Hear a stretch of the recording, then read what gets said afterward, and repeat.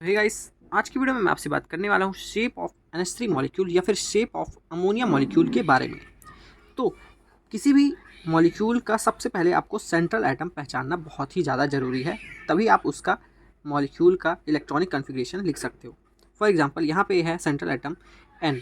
तो आखिर मुझे पता कैसे चला कि सेंट्रल मेटल एटम यहाँ पे N है, ठीक है। आपको एक सिंपल सा पता चल सकता है कि जो ऐसा एटम जिस नंबर में कम है वही होता है मोस्टली केस में central metal atom. For example NH3 के केस में N है क्योंकि N एक ही है और H 3 है। H2O के केस में O है सेंट्रल मेटल एटम, ठीक है। PCl3 के केस में P है सेंट्रल मेटल एटम, ठीक है।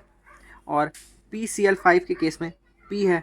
ऐसे ही आप देख सकते हो कि ऐसा एटम जो कि नंबर में कम है वही होगा हमारा सेंट्रल मेटल एटम।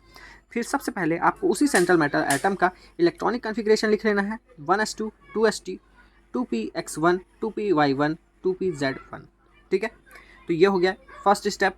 आप जब नाइट्रोजन एटम का वो देखोगे इलेक्ट्रॉनिक कॉन्फ़िगरेशन तो आपको पता चलेगा कि इसमें 3 अनपेयर्ड इलेक्ट्रॉन है, ठीक है।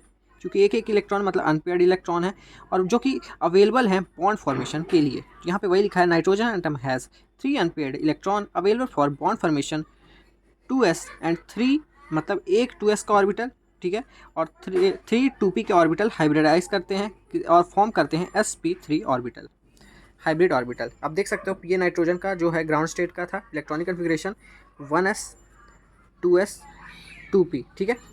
तो ये पहले ये जो है आपस में हाइब्रिडाइज करते हैं और बना लेते हैं sp3 हाइब्रिड ऑर्बिटल। ये ग्राउंड स्टेट है और ये हाइब्रिड स्टेट है। अब बात करता हूँ ग्राउंड स्टेट और हाइब्रिड स्टेट में क्या रहता है, डिफरेंस क्या रहता है, ठीक है। फॉर एग्जांपल ये 1s है, ये 2s है और ये 2p है, ठीक है। अब हाइब्रिड स्टेट क्या होता है, मान लो 2s का एक हाइब्रिड स्टेट हुआ और p के तीनों स्टेट ने आपस में आके एक सेम एनर्जी के ऑर्बिटल बना लिए। तो ये एक ये और 3 ये बन गया, तो ये टोटल 4 हो गया और इन चारों ऑर्बिटल की एनर्जी सेम है।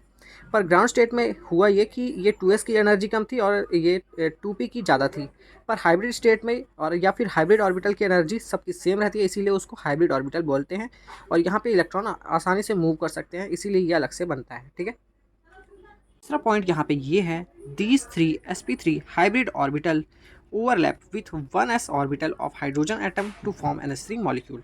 मतलब कि पहले ये नाइट्रोजन बस था, इस नाइट्रोजन ने क्या किया, हाइड्रोजन के 1s ऑर्बिटल से ओवरलैप कर लिया। क्यों किया, क्योंकि हाइड्रोजन के पास एक इलेक्ट्रॉन रहता है, ये एक इलेक्ट्रॉन यहाँ गया, ये वाला इसका एक इलेक्ट्रॉन यहाँ गया और इसका एक इलेक्ट्रॉन यहाँ गया, जिसको मैंने दूसरे कलर से दिखाया, रेड कलर से।